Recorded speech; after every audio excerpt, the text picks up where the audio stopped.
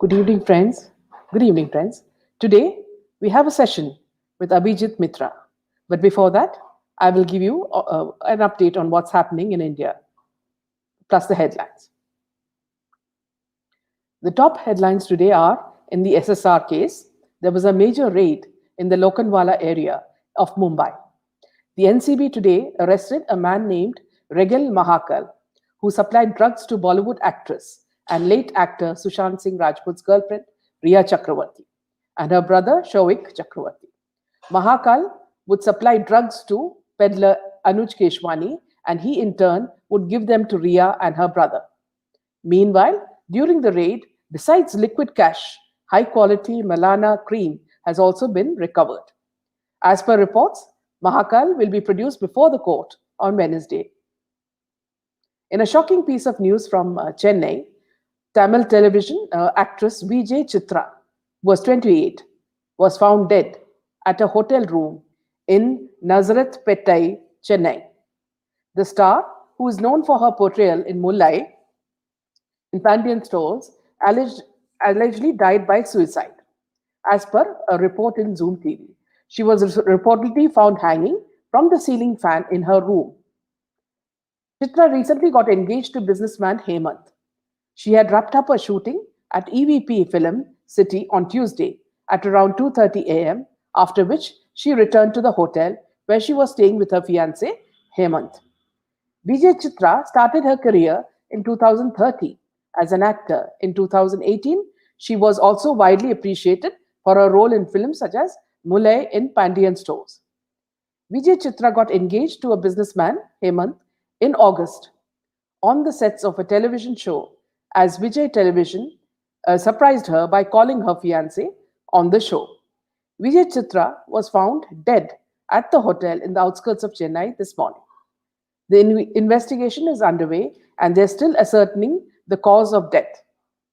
There are several doubts because a woman who was just becoming successful in films, for her to commit suicide seems rather strange. In a startling development, yesterday, Kerala gold smuggling scam accused Swapna. She said she fears for her life in jail, and she made a sensational claim that she apprehended danger to her life at the instance of highly influential interested persons. She has been detained at the Attakulangara jail in Trivandrum district. Filing an application before the additional chief judicial magistrate of economic offences, Suresh alleged that she was warned by the prison and police officials against disclosing names of persons in high authority allegedly involved in criminal offences. Another news that has popped up today, this is after Gunjan Saxena, Karan Johar's Gunjan Saxena. Within few days of the launch of its trailer, Netflix AK versus AK has landed in a controversy. Indian Air Force IAF has taken to Twitter to show their displeasure over the recently released promotional clip of Anil Kapoor and Anurag Kashyap starrer AK versus AK. In the clip, Anil is seen wearing IAF uniform. IAF has complained that the uniform is donned inaccurately and that the language used in the clip is inappropriate. They have asked the makers to withdraw the related scenes in the film. Quoting Anil Kapoor's tweet, the official handle of the Indian Air Force wrote, "The IAF uniform in this video is inaccurately donned and the language used is inappropriate. This does not conform to the behavioral norms of those in the armed forces of India. The related scenes need to be withdrawn." Today, our guest speaker is popular speaker Abhijit Iyer Mitra, Senior Fellow at Institute of Peace and Conflict Studies. Abhijit specializes in defense economics and has been a visiting fellow at Sandia National Laboratories and the Stimson Center, and regularly publishes articles on defense and foreign policy. He's also an outspoken panelist on most TV channels. Viewers, towards the end of the session, you can ask him questions which he will answer. I'm still waiting for him to join. There was a little delay in his coming, so I'm just waiting for him to join. Meanwhile, I'll just speak to you about the first point, which is the farmers' agitation.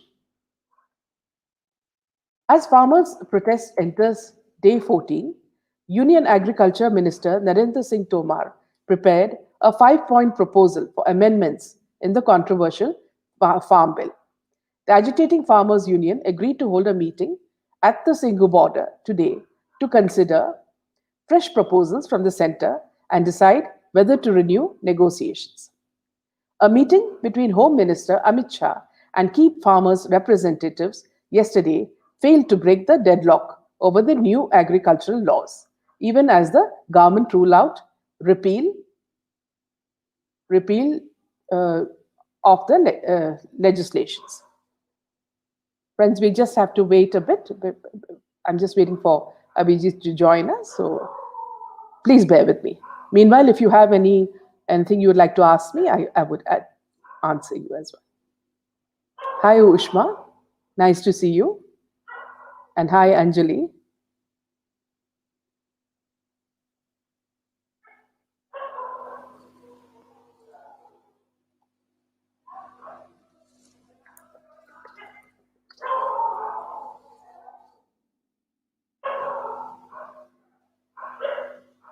Hi, Neon. I'm glad. Yeah, he's just back from another meeting, so he said he'll join me within 5-10 minutes. So welcome to all of you.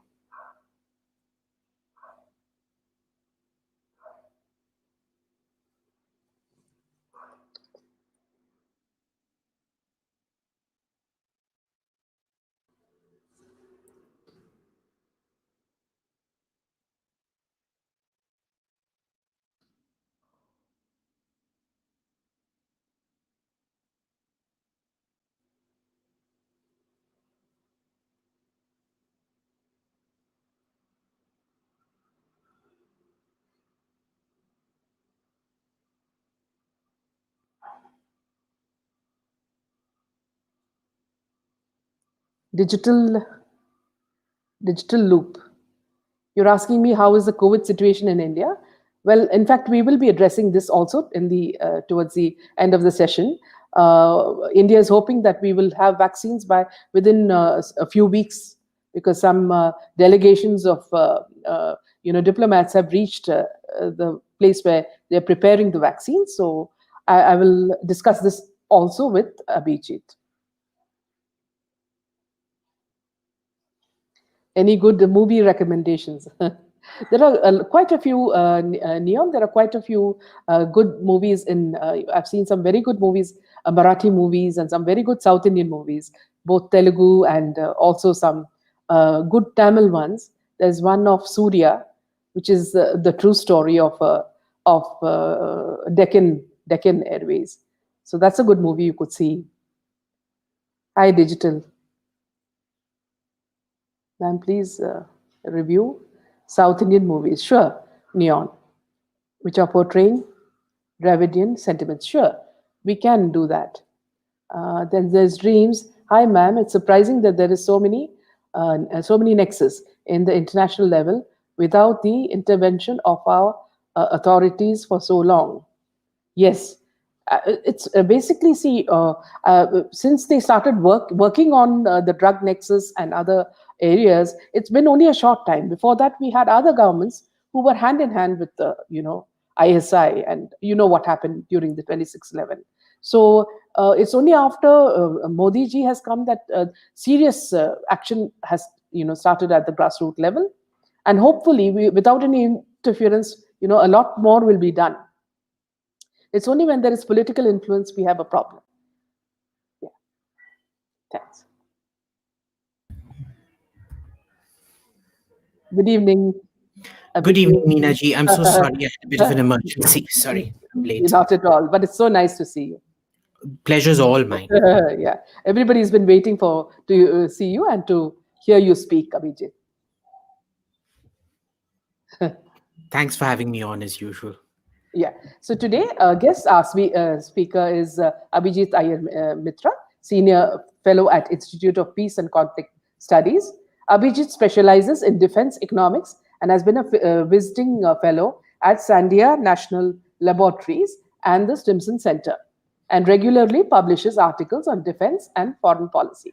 He's also an outspoken panelist on most TV channels. Viewers, towards the end of the session, you can ask him questions, which he will try his best to answer.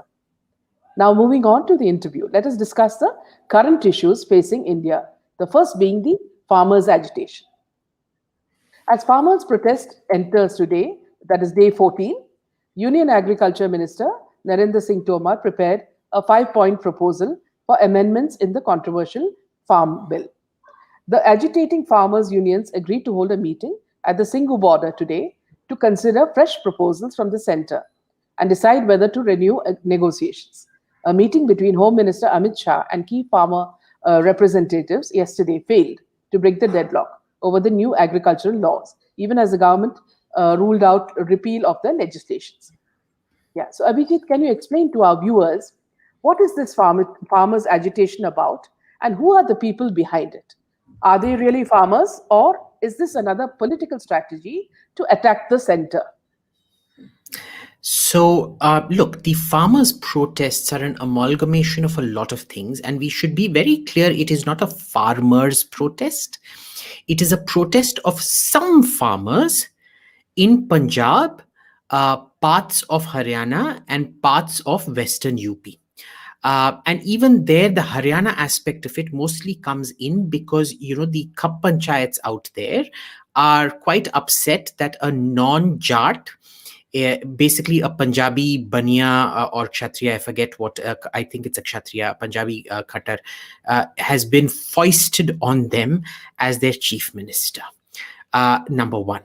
Number two, remember a lot of the there were 2-3 states where the Green Revolution really took off. One was Maharashtra, the other was Punjab. Now, Maharashtra has had different forms of land ownership thanks to Sharad Pawarji and his large wine farms, grapevines.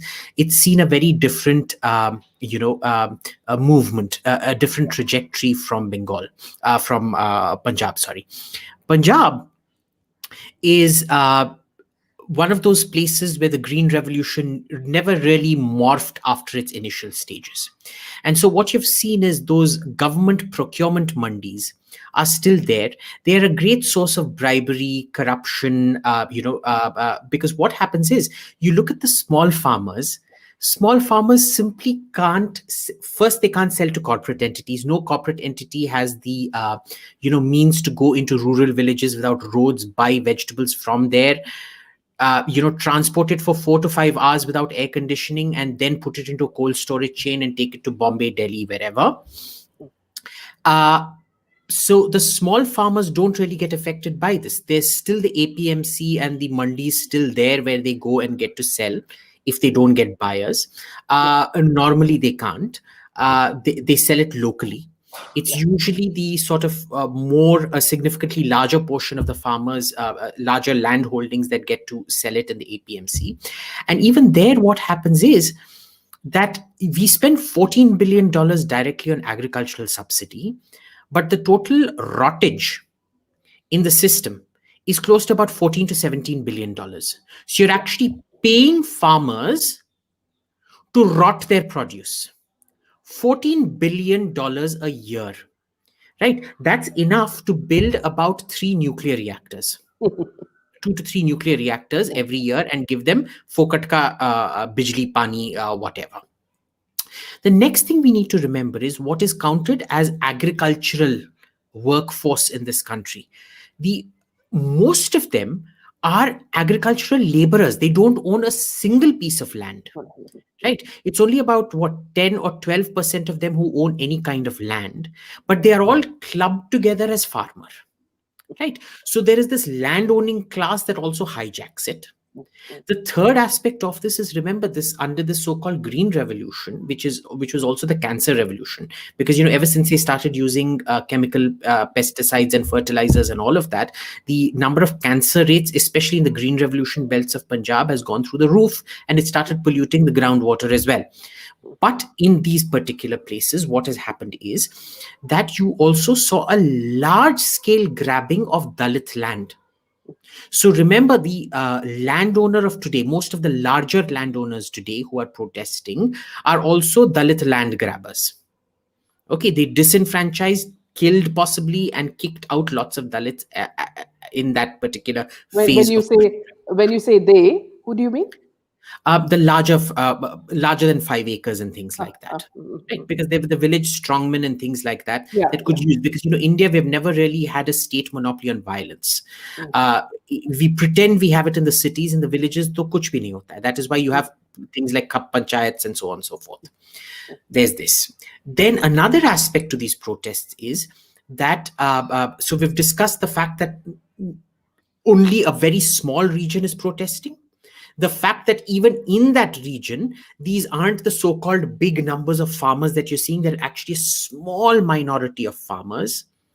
And even in those farmers, the people protesting are an even smaller minority who have come to power mostly due to corruption, inefficiency of the system, and dispossession of other people's land. Now, let's take this a step further. Who are all piling onto this? You're seeing that classic Shaheen Bagh crowd, Khalistanis and whatever, trying to hijack this for their own benefit. They've definitely infiltrated it. And unfortunately, the leaders of this, because they need resonance, because understand, they are a small, tiny minority of people who desperately need their message to get, basically like using a loudspeaker, the loudspeaker effect. They need these so-called intellectuals to loudspeakerize them in that sense. And so they go for all these naxals. I hate that word. So urban naxals, but we'll use it because audiences understand what we're talking about, right? A certain kind of person, a jhola chap who, sips fine wine in private, but then talks about socialist revolution everywhere. And if you give him a 10,000 rupee bottle of wine, he'll be like, छी इतना सस्ता माल मैं नहीं पीता हूँ, मेरे को 1 लाख से ज्यादा 1 लाख से कम वाले बोतल लाल वाइन का मैं पीता ही नहीं है. So those kind of people. And Khalistanis, right? Because remember, the genesis of the Khalistan movement, even though was also in these particular marginal farmers, dispossessed people in the same demographic regions that we're looking at, that were exploited by the larger, because they don't have land, they're not getting profit, so on and so forth. So what do? You naturally gravitate towards violence. So, there is a cautionary note here. I think instead of just saying they are Khalistani, we should lead to what are the ground factors that are leading to this. So one of the things has been, why are Khalistanis supporting this? You have to understand, why did they want the old system to continue? Why did the Shiromani Akali Dal, which was technically, if you look at it, it was the B team of the Khalistanis, why did they withdraw from the NDA and from the government? Because it is these miserable conditions that existed before these three bills were introduced that used to feed their ranks. That is what used to lead to Khalistani recruitment. That is what used to lead to Khalistani resentment and things like that. And they don't like that. So they are also trying to hijack the movement. So like any movement, it is a very complex combination of several different people, several different agendas, several different actors, all trying to, create a noise, amplify each other. Unfortunately, this is something that Zulfikar Ali Bhutto used to say about the OIC, the Organization of Islamic Countries. There were 50 of them at the time. And he used to say, 50 zeros still equals a zero. And I think in this case, what you're seeing is a few 100,000 zeros or 10,000 zeros also equals a zero. You multiply a zero by any multiple, it still remains a zero. Yeah. And there are so many people getting into it. For example, the Gujarat CM Vijay Rupani hit out at the Congress for supporting the Bharat Bandh by asking Rahul Gandhi if he knew the difference between coriander and fenugreek. Congress took the lead in the protests called nationwide Bandh by farm outfits, who claimed 3 laws introduced by the centre are aimed at allowing corporates to take over the agriculture sector at the expense of cultivators. Why is the Congress opposing it? And why the jibe at Rahul Gandhi? On one hand, the Congress has a duty as an opposition to keep the government on its toes. On the other hand, I find, the Congress is playing a very, very nihilist game, and it's almost a self-defeating game. If you remember when Sonia Gandhi was in the opposition in the Vajpayee time from that 1998 to 2004, she didn't have to do anything. She kept very, very quiet. They didn't support any anarchy, any protests or anything like that. They just kept very, very quiet. Yeah. And when there was disillusionment with the government, people automatically voted for the Congress. Today, what's happening is that anybody who's disillusioned with this government that wants to find an alternative, the only thing the Congress has to do is for Rahul Gandhi to open his mouth, and 50,000 votes that would have come his way automatically go back to the BJP. And in addition to that, another 15 to 20,000 votes of his own vote bank then move over to the BJP. Right.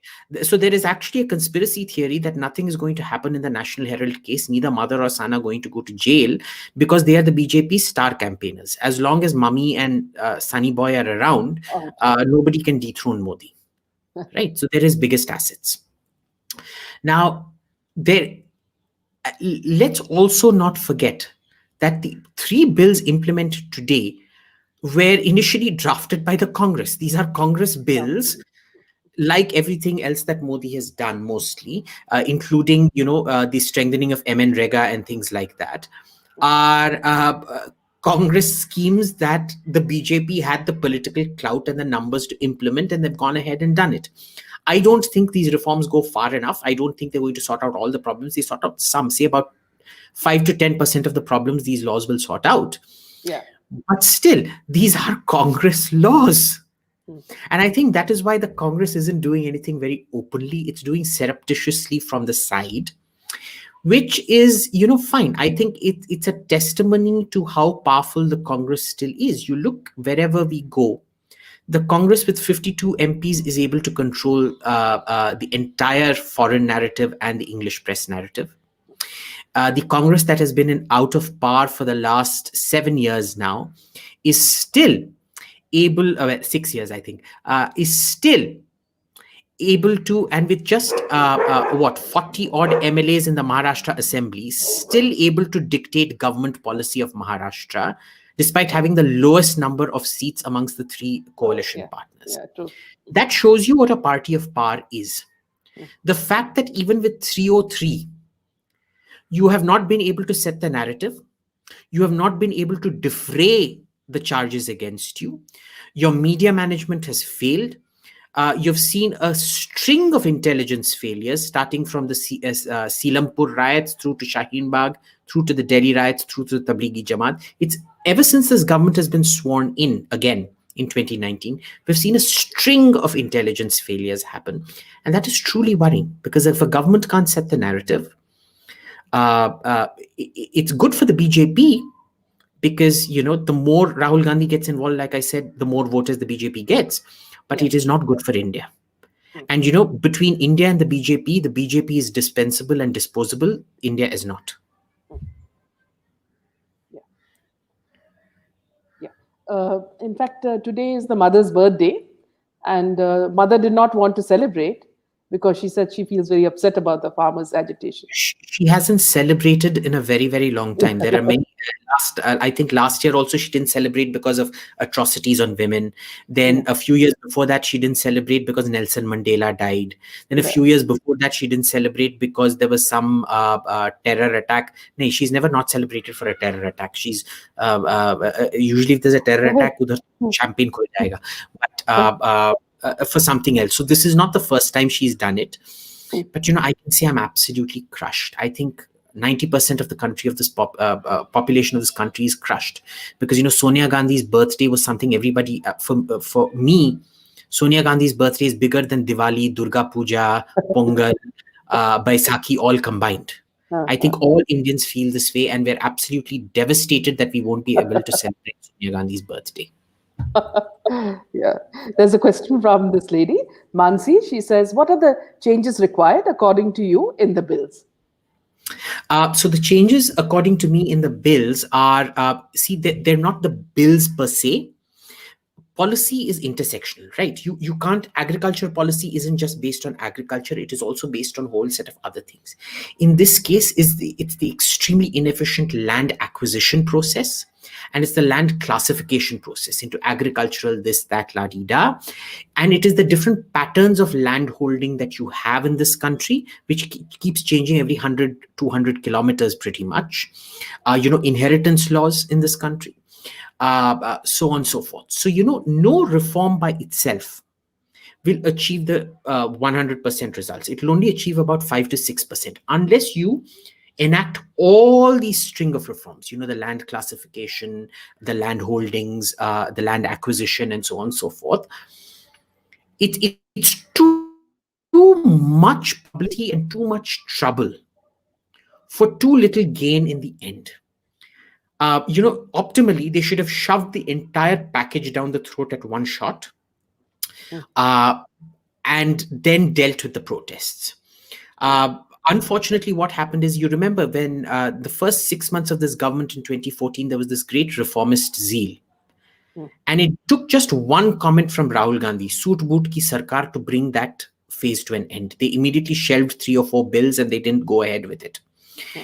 My fear is that even in this case, they will, because these protests keep happening, they will shelve any reformist agenda later on. I'm hoping that doesn't happen. I'm hoping the reverse happens, that these protesters get tired. That this is going to be aaj ka taza khabar kya hai, and then they'll be looking for a new cause tomorrow. But let's see. But to answer your question simply, there are all these ancillary reforms that need to happen. Yeah. Jasmine asks, how is Congress still allowed to control via wrong means, whilst its credibility has hit zero ground? Because the Prime Minister is too dependent on bureaucrats. And if you remember, I think it was one of the cabinet secretaries, I think, who brought out in the 1960s, who brought out the concept of a committed bureaucracy, which is the bureaucracy had to be committed to the ideology of the ruling party, which means that even now, your exams, the reading material for the exams is the Hindu and Frontline and things like that. And the selection board are all committed to the Congress ideology and the Congress definition of the idea of India, which is the successor state to the British Empire. It is not the civilizational idea of India, which India seems to prefer, which is that we are a 5,000-year-old continuous civilization. And the problem of India as imagined by the Congress is that it's created only in 1947 out of the Congress's struggle against the British, and it is fundamentally defined in opposition to the British. Okay. Now, when this is the way your bureaucracy is, and your Prime Minister trusts them blindly, they very frequently even lie to the Prime Minister and get away with it, because the Prime Minister doesn't have any means of cross-checking or auditing them in that sense. So this is number one, and this is the main reason that you are going to continue with this state of affairs. There's a question from Trana. Why can't pro-India Sikhs and Hindus from Punjab have their pro-India voices heard louder than the Khalistani voices? Pro-India voices should be and must be in control of the overall narrative. Why can't pro-India Sikhs and Hindus from Punjab have their... Okay, so let me tell you what happened in the government never supports its own people. And Congress or BJP, it does not matter, right? This is a carry on from the next question. The BJP hasn't even created its own ecosystem. Right now, the cult of megalomania is that Modi is bigger than the BJP and the BJP is bigger than India. And, what is good for Modi is therefore good for the BJP, is therefore good for India. And that's not the way I see it, but that is the way it is. And the problem in this entire process is that, I can give you a clear example in the last few weeks.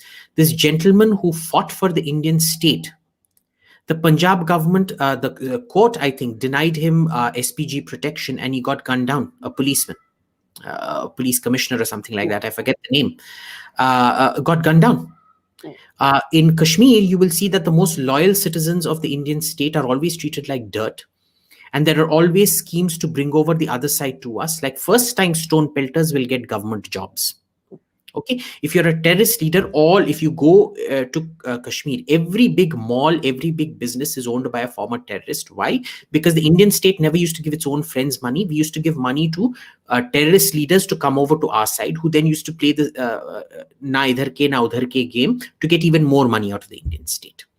So what happens with Khalistanis and, during the high phase of the LTT with Tamils as well, used to be that the pro-India ones were never given any diplomatic support abroad, or for that matter of fact in India. And the extremists there, who tend to be the most violent people, were almost given free rein. And amazingly, this happens in Canada. If you look at the Labour Party primaries this year and the previous year, the moderate Sikh candidates of the Labour Party in Canada were literally beaten up and kicked out of the primaries, physically evicted from the voting. And Khalistanis, almost booth captured in that sense, which is why you have such a high percentage of Khalistanis among Trudeau's MPs. And this also happened, it didn't happen with Jagmeet and his party, but that has been an institutional capture of that particular party by Khalistanis in that sense, right? Because of their intersectionality, la-di-da-di-da. Yeah. So, and we had been warning the Indian embassy in Canada about this for a very, very long time. For the last 10, 12 years, they did nothing about it. They still do nothing about it because they're mostly interested that jab ambassador retire honge, what is their post-retirement gig going to be? Like you saw, one of the biggest supporters of the protests against the government was William Dalrymple and that entire Jaipur Lit Fest complex. And yet our High Commissioner in London, she is tweeting about their event in London and going to go inaugurate in it. And this is a person whose office was attacked by the CAA NRC protesters, who is tweeting in support of an event that normalized and rationalized all of it. This is the kind of people we have in the Indian Foreign Service, mind you. And you can see this. I'm not making this up. You needn't believe me when I say bureaucrats lie to the Prime Minister, but at least go look at the Indian High Commissioner to the UK's timeline. Look at who organizes the Jaipur Lit Fest and what they do. Look at their timelines as well. Do a comparative analysis and you will see. So, this is, if anybody, there is no incentive to be pro-India. There is only fear. There is fear of losing your job. There is fear of losing your credibility. There is far, far greater fears, possibly even a fear for your life if you support India. And there are absolutely no consequences if you want to keep spitting on India. And you know why this particular government actually encourages this kind of behavior? In the previous governments, it was, they couldn't give a damn. In this government, this kind of behavior is encouraged because it leads to a siege mentality amongst Hindus, who then, combined with Rahul Gandhi's foot and mouth disease, end up voting for the BJP no matter what. Like I said, what is good for Modi is not good for the BJP, and what is good for the BJP is not good for India anymore. The Office, Nashville. Ma'am, please ask about 52 years. Rahul is still a Rahul Baba. According to farmers, he should be Rahul Dada. Yeah, what do you want me to say? He's the I think he discovered the fountain of youth. That philosophers been looking for the last 5,000 years. Wo philosopher's stone hai na Harry Potter mein. I think he found it. He's perpetually young. He's actually 29. He's not 52. He's just 2 or 4 years younger than Amit Shah. And I think Amit Shah would commit suicide if he ever heard himself being described as a youth leader. Whereas Rahul Gandhi still revels in the fact that he's a youth leader. Tells you a lot. Nitin Anand asks, people negotiate with farmers.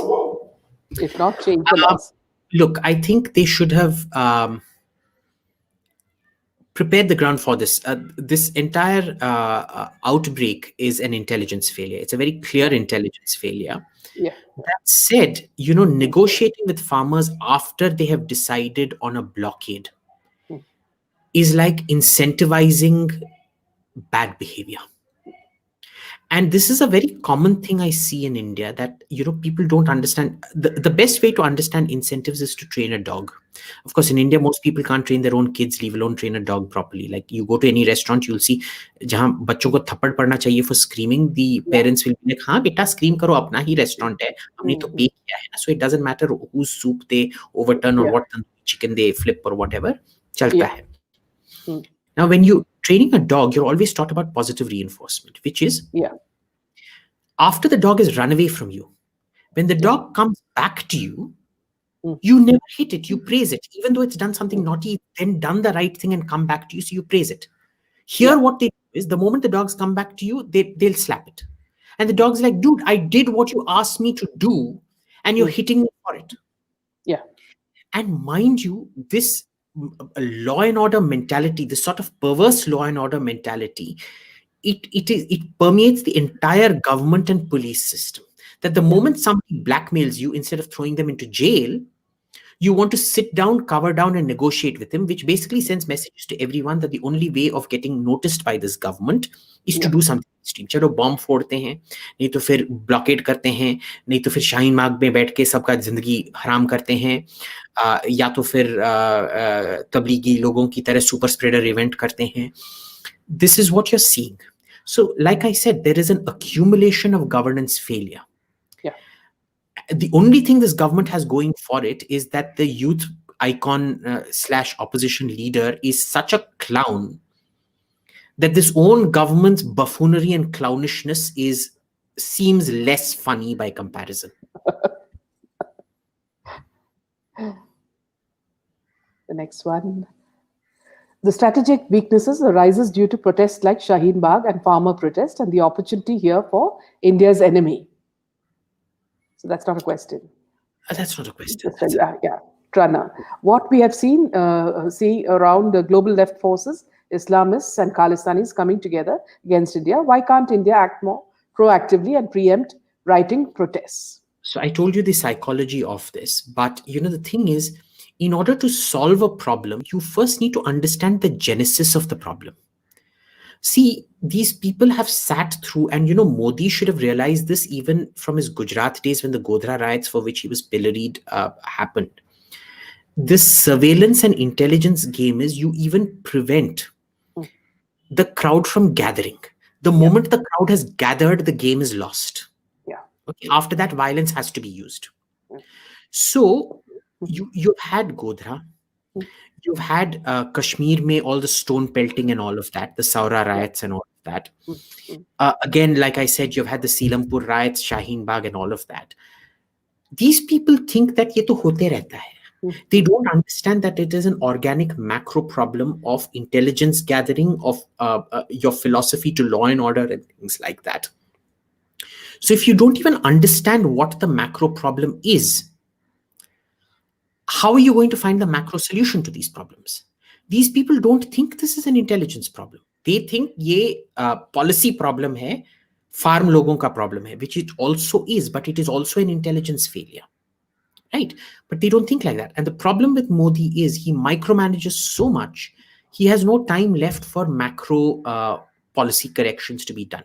So, in that sense, if you watch Yes Minister and Yes Prime Minister, he's the dream Prime Minister because there isn't a single bureaucratic trap that he does not fall into. Yeah. The next one is, why does the government repeatedly fail to anticipate the subversive forces? Don't they run war games before bringing bills, given what the response will be on the street, in media and internationally? No, they don't. They believe in this whole Jhatka policy thing. And this is a problem across the board in India historically, but it is much more acute with the BJP because of the capacity deficit. And the problem here is, policy has 3 phases. There is the first order effects, which is the Jhatka, which happens in the first 2-3 weeks. Then there is the second one, which is the deeper, all the interconnected parts of policy start acting in. And then there is the third order effects, which is when everything is acted out, what are the economic benefits or downfalls or the social downfalls or benefits that happen later on. In this country, and I've noticed this with, military thinking for a very long time, because I'm fundamentally a defense analyst, I've seen this for a very, very long time, that we only think about the action, not its downstream consequences. And in this government, that myopia is particularly bad. Not only do they think of the interconnected consequences, they don't even think of the downstream consequences, right? Which is why to this date, We do not have the benchmark by which the government decided to measure the success or failure of demonetization. It wasn't demonetization, it was remonetization. Let's be clear about it. Similarly, we still don't have a measure. You can see that GST, and demonetization came out of the blue. With GST, everybody was telling them that by enabling 4 different slabs, you're basically enabling the local tax collector to become an extortionist. They still went ahead. Why? And this is particularly worrying because Modi used this analogy that how can a potato and a BMW be taxed the same? The other person I remember to use this analogy was Lalu Prasad Yadav. So in that intellectual sense, Modi is the intellectual equivalent of Lalu Prasad Yadav, because I remember in an election, Lalu's slogan was, Garib khaye alua, Amir khaye halwa, ye kaise sakat hai lalua. Change the halwa to BMW, but the alua remains the same. So as long as you have this mentality, you're going to have a very low level, almost worse than an amateur approach. Even I've seen amateurs that are better at policy than this. Yeah. See, this is a question even I wanted to ask you. Suyash, how can India get over always the need to placate mobs, which most of the time are not in national interest? Right. I mean, why, was it important that we even call them to the table? Right. You should not. And this is the problem in this country, that we conflate several different issues, because इस country में theory तो कोई सिखाता नहीं है ठीक से. JNU की तरह, they put double negatives and try to make it as complicated as possible so you don't understand it, so that they can go around twisting it later on. You have 3-4 different concepts linked out here. One is democracy and freedom of speech. Yeah. The second is a mediated democracy, which is what a republic is, that everybody does not vote on everything all the time. Yeah. And the third concept is the rule of law and the state monopoly on violence. Now, it is perfectly okay to be democratic. And this is what Chanakya, imagine our government today does not understand what Chanakya understood 2,500 years back. He used to call it Matsya Niti, right? That big fish eats small fish. And the rule of law has nothing to do with democracy. The state monopoly of violence has nothing to do with democracy, which is this.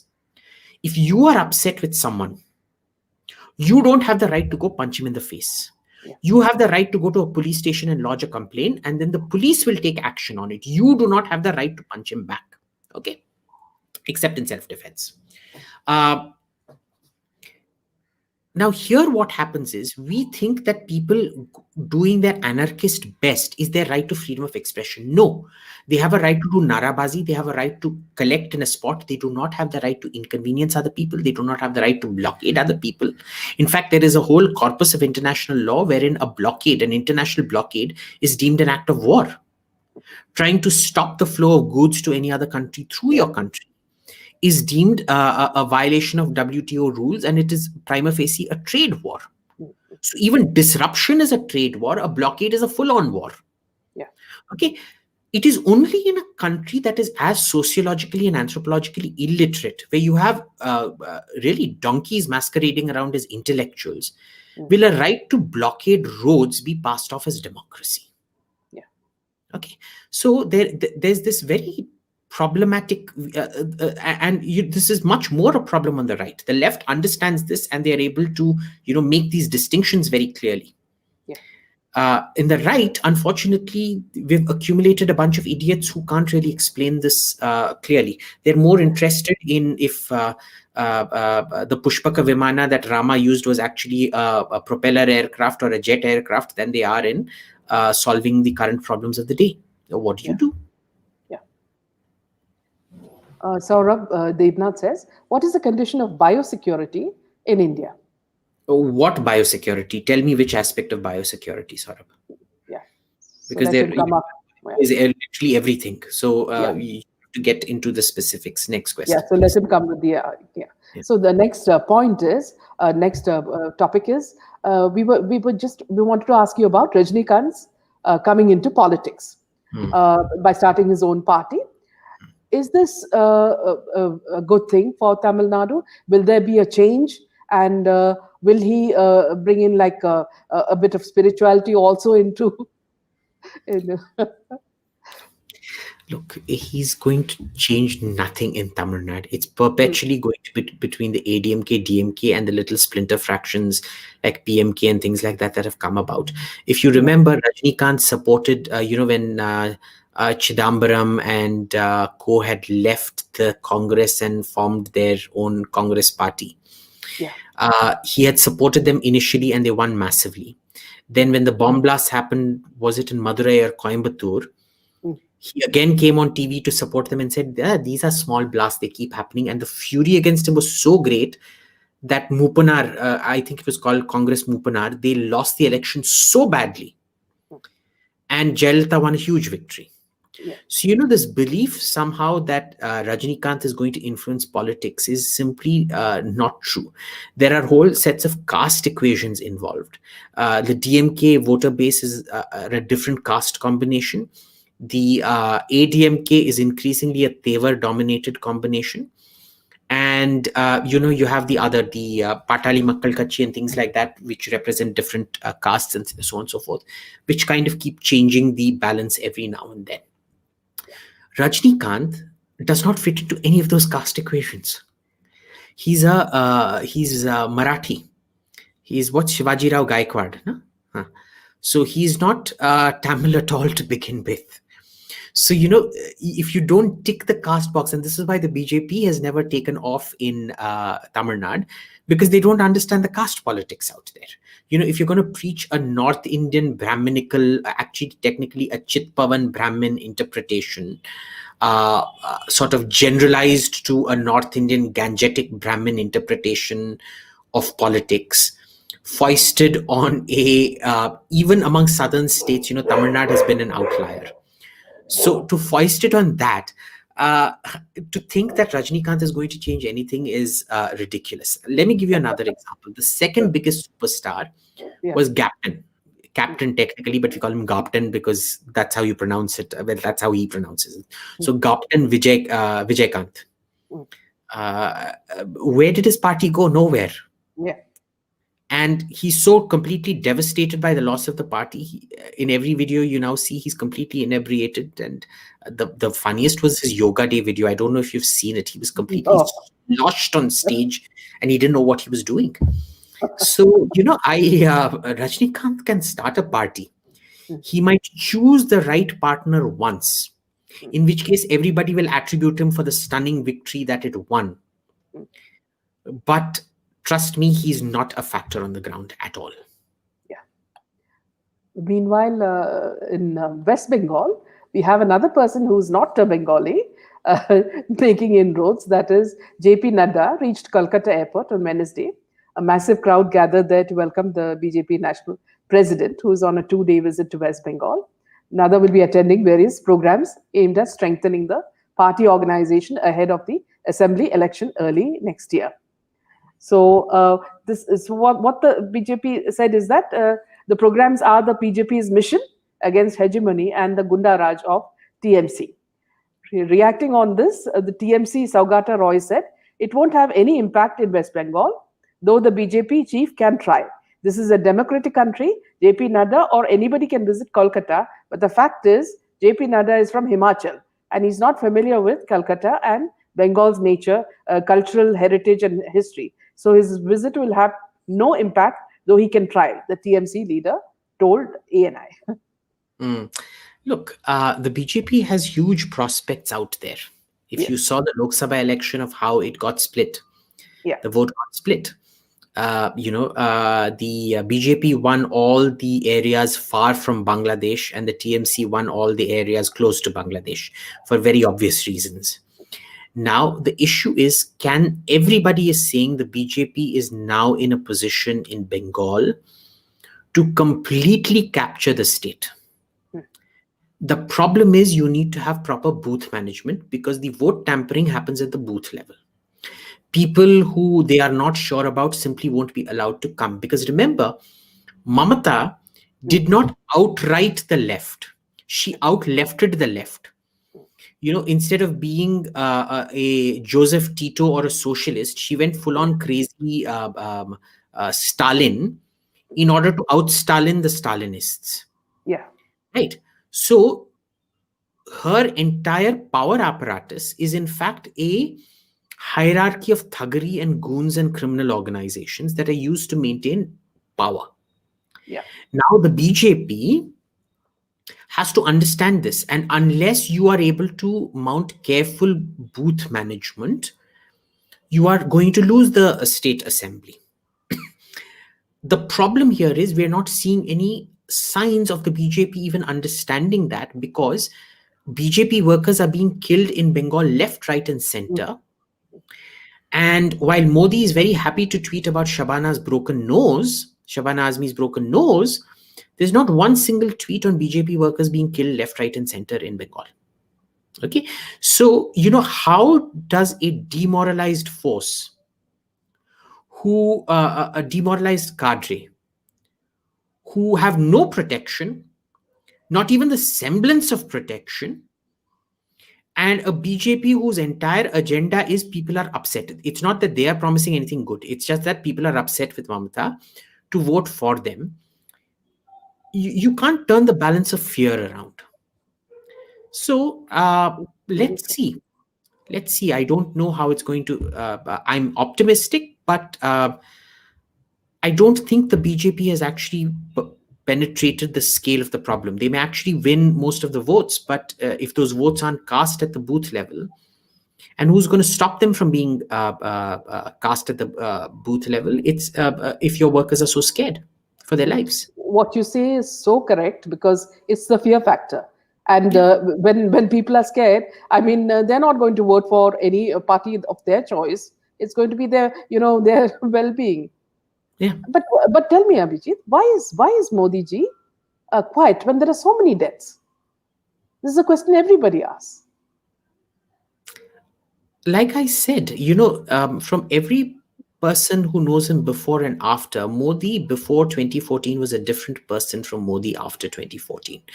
And this happens when you suddenly get in the grips of this messiah complex, and you believe you're above it all. Yeah. It becomes very problematic. Yeah. I really don't know. Is it an image he's trying to create to look good in the eyes of the world? Is it a diplomatic face that he is showing? What is it?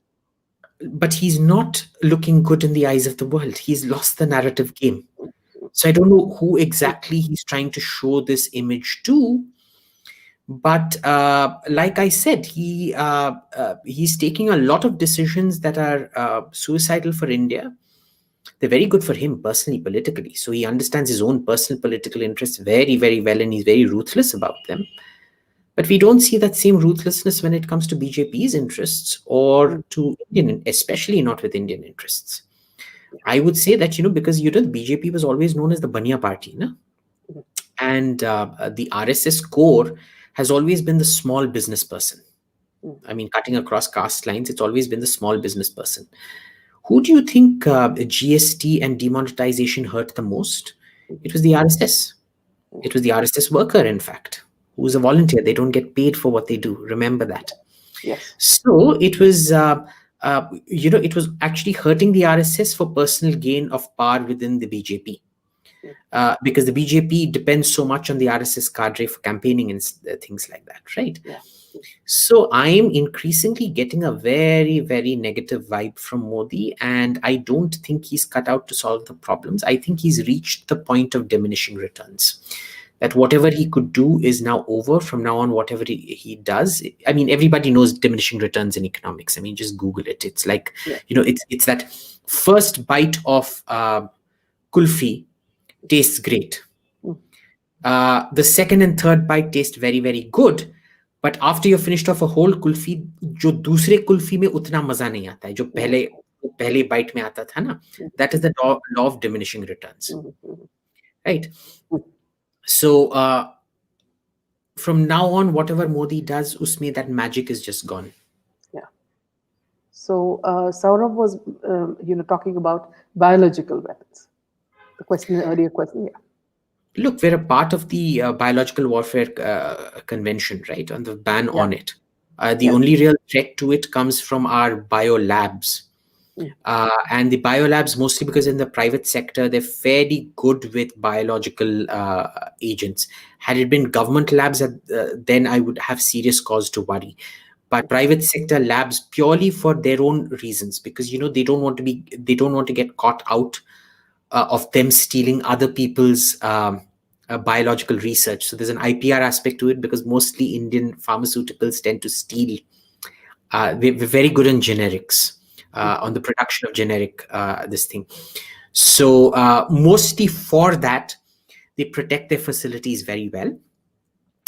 And therefore, out of sheer default or dumb luck, you're also fairly well protected against, biological leakages and things like that. So decent. Yeah. Meanwhile, in the COVID front, a key meet is underway at DCGI on Pfizer, Serum, and Covaxin's vaccines. 64 diplomats visited Bharat at today 12 p.m. to discuss emergency use authorization application by Pfizer, Bharat Biotech, and S2 for COVID vaccine. In fact, the 90-year-old UK woman, Margaret Keenan from North Ireland, became the first in the world to receive a COVID-19 vaccine outside of trial, marking the start of UK's mass vaccination program. Do you think India can beat the COVID once this vaccine is out and we can overcome this deadly virus that has paralyzed the world? Look, unlike Raghuram Rajan, who thinks he's an economist by day and epidemiologist by night, I have no delusions about being an epidemiologist, all right? So I honestly don't even want to get into this question and talk about things that I know nothing about. Yeah. But what do you think about the COVID situation in India? Look, here's the point. If you look at it, the only thing I know about the COVID situation is, and I've done a lot of research into this, is that the world of international medicine and the World Health Organization are the most thoroughly corrupt and unaccountable people you can find, especially the Gates Foundation, Bill Gates Foundation. They're the biggest bunch of crooks and murderers around. Okay, number one. And I'm talking about this purely from analyzing their financial trails and what they do in their business practices, not the biology of it. So that. Number two, what we've seen is that whatever a leftist government does, according to the press, that is groundbreaking, path-breaking, groundbreaking, game changer. When you have Sweden that has a herd immunization policy that refuses to shut anything down because it has a socialist government, everybody stands up and applauds it and says, "Wah bhai wah, kitna acha kiya tumne." Okay.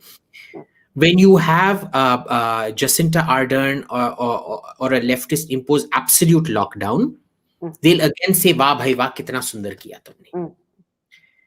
Now, when Trump wants to run a let's just go with herd immunization and not shut down things policy, then he's an illiterate bumpkin who is trying to sabotage, who's messed up the response. So how is Trump messing up the response when Sweden is not? Or when Modi calls for a total lockdown, then Modi is a fascist, but Jacinta Ardern is a Democrat. So, I have not read, unfortunately, any write-up on the correct approach of dealing with this. I think every country is just ad hocing it. And I think there is a case to be made purely on the basis of logic for anything, for either complete lockdown or complete zero lockdown. That said, there's something very problematic with India's approach, which is that we did the worst of lockdown, and now we're doing the worst of herd immunization. Ki bhai, now your cases are spiking, but you're not doing lockdown. At that time, you did lockdown, and because of that one Tablighi Jamaat, initially we had started controlling the curve. Because of that one Tablighi Jamaat incident, then, the curve couldn't be controlled. You should have calibrated policy then and immediately switched to a herd immunization policy. You did not. Right? So this is what I keep saying. This government doesn't think things through properly. Jo hona hai, wo to hoega. We're a very immune country to these diseases. Every year, 5 lakh, between 3 to 5 lakh people die every year from tuberculosis in this country? Do you see a national, which is also a respiratory disease, by the way, do you see a national lockdown because of it? No. तो भाई अभी क्या 1.5 लाख लोग मरे हैं ना? Yes. तो क्या हुआ? What is the economic repercussion of it? Right. So India is one of those countries that can absorb a lot of death. So it is what it is. I would say track the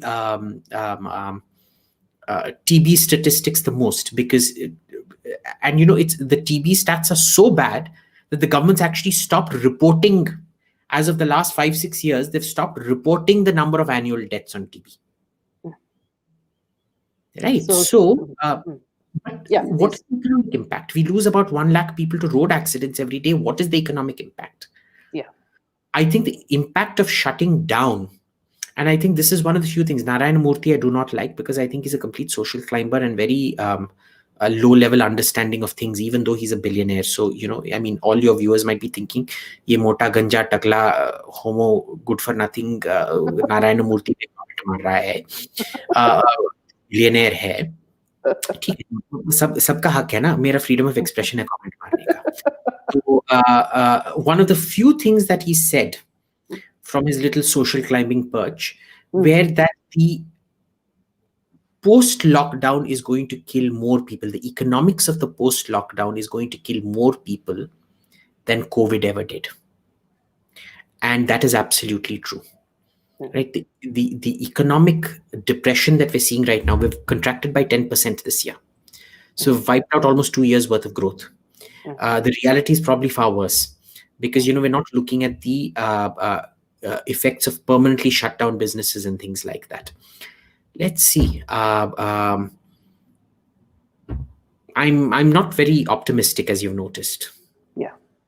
Samadhan Gawate says, why all parties other than BJP want to appease only 15%, so-called minorities? Is this making BJP invincible at incumbent government also? Who told you other than BJP? What makes you think the BJP doesn't want to appease them? Whatever makes you think that? Have they given back control of temples back to Hindus? No, they're all nationalized. Have they, the subsidies for minorities under this government has gone up to astronomical figures, more than any other government in the past. If anything, the BJP is doing more minority appeasement than any other previous government. It is doing far less Hindu Raksha, in fact, than any other previous government. So, please go by the statistics, not by the halla gulla around it. Next question. Yeah. And Bill Gates says that India is a country to keep an eye on. Guess he's pinned all his hopes on us to implement his sinister plans. Do you know Bill Gates Foundation had initially been blacklisted by this government because of its malpractices? And because they then promised, this thing, giving him the Innovator of the Year award, or what? The health, they gave the Prime Minister some award, health something of the year or whatever. He loves this kind of adulation from prominent public intellectuals, and they brought their way right back in. All you need to do, I think it was, I'm not going to name the person, but a friend of mine once told me that Modi's ego is India's biggest strategic liability. Not the depleting force numbers of the Air Force, not the toe-to-tail ratio of the army, not the state of the nuclear arsenal, but Modi's ego is India's biggest strategic liability, and it is true. Think about it. Gaurav Ghosh asks, what are the very steps that an individual should take to heal the divide between northeastern India and mainland India? What more does the government need to do to integrate us as Indians? A lot, in fact. The thing here is, we've constantly seen this transit. We've not allowed the Northeast to form its own natural economic integration with ASEAN and things like that, right? And the Bangladeshi government is also playing games with transit. See, the question is, why do you want transit? Why can't the Northeast sign a regional agreement with Bangladesh for North-South? Because the way the mountains run there is in the north, in Arunachal, it goes like this. But after that, it goes like this. It turns and it goes like this, right? So the natural trade routes are from north to south, not from east to west. You could do that. You could integrate it with Burma and the rest of ASEAN. Usme bhi kuch nahi hua hai. There's a lot of conferences. The government spent thousands of crores on ferrying diplomats on business class tickets to all kinds of conferences in all kinds of fancy 5-star hotels in all kinds of fancy places. But we've seen nothing come out of that. There was meant to be the port of Sitwe, which was meant to, in Burma, which was meant to create a sort of free economic zone for the Northeast to trade, to break out its sort of landlocked status and all of that. Even that isn't happening. The actual knowledge of what happens in the Northwest is virtually non-existent in the PMO. Right? You've had one or two very smart people like Ravi, who's wrapped up the Nagaland agreement and things like that. But see, what can an individual do when the overall thing is, overall attitude is apathy? Every time they wanted to punish a governor or a government official, they would be appointed the governor to Manipur or Mizoram or Nagaland. Imagine telling a state that your governorship is a punishment posting that I'm sending somebody to condemn them. But this is what happens. And the problem is, even in our media, the Northeast doesn't even exist. So, I mean, there's nothing much you can do about it. Jo hai, so hai. Yeah.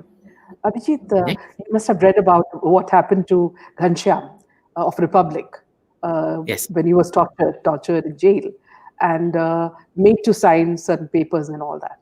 And so what most of us feel is that doesn't the Maharashtra government have any shame in doing this? And aren't the police even accountable at all? I mean, it's so crazy that, something like this can happen. Look, the only performing BJP government today is the Assam government. And that's because Himanta Biswal Sarma da was in the Congress. He knows what power is about. Yeah. Sharad Pawar was in the Congress. He knows what power is about. Yeah. The BJP is the only one that does not know what power is about. Yeah. Is anybody accusing the Maharashtra government of fascism? No. No. In fact, Salil Tripathi, whose account just got suspended, he was actually cheering on the arrest of Arnab Goswami and supporting it being taken off air. And he is the international chairperson of editors in jail or imprisoned editors or something like that. The sheer irony of it all. Okay, so there is a thing about people who understand power and people who do not understand power. The BJP does not understand power. The Congress understands power. So Maharashtra feels no shame. And they're not going to stop, by the way. If you think the Supreme Court verdict is going to get them to stop, you're sadly mistaken. I don't think the worst has come. It's going to get a lot worse. But it's like yeah. It will not lift a finger. If you support the BJP, you are on your own. Expect no support because they've got this कार्यकर्ता mentality. तुमने अगर मेरा मदद किया, ये तुम्हारे लिए बहुत सम्मान है, मेरा कोई ये नहीं है, obligation नहीं है.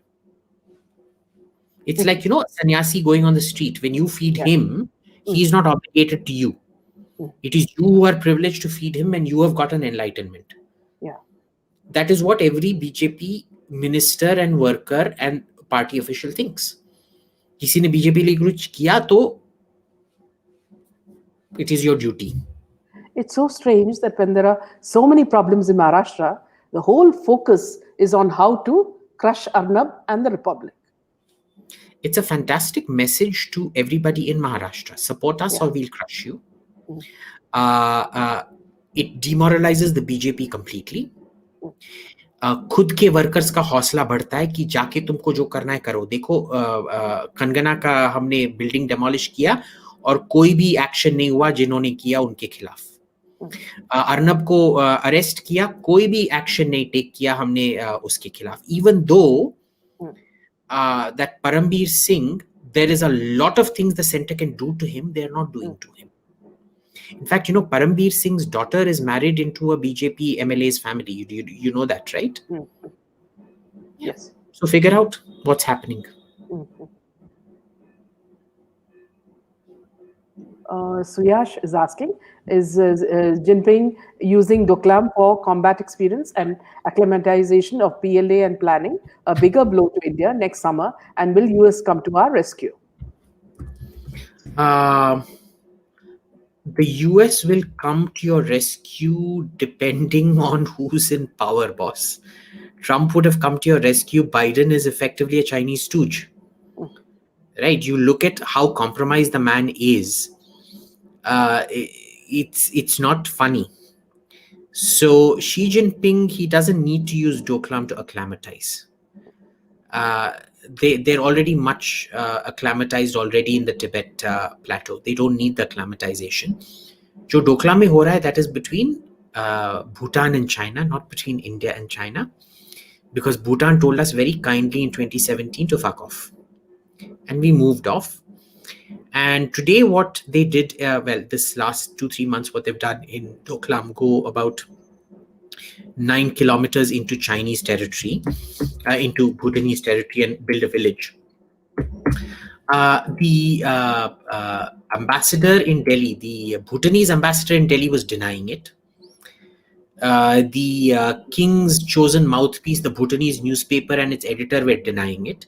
Till Vishnu Shom at NDTV went and published all the imagery, and then they were left without an explanation to give.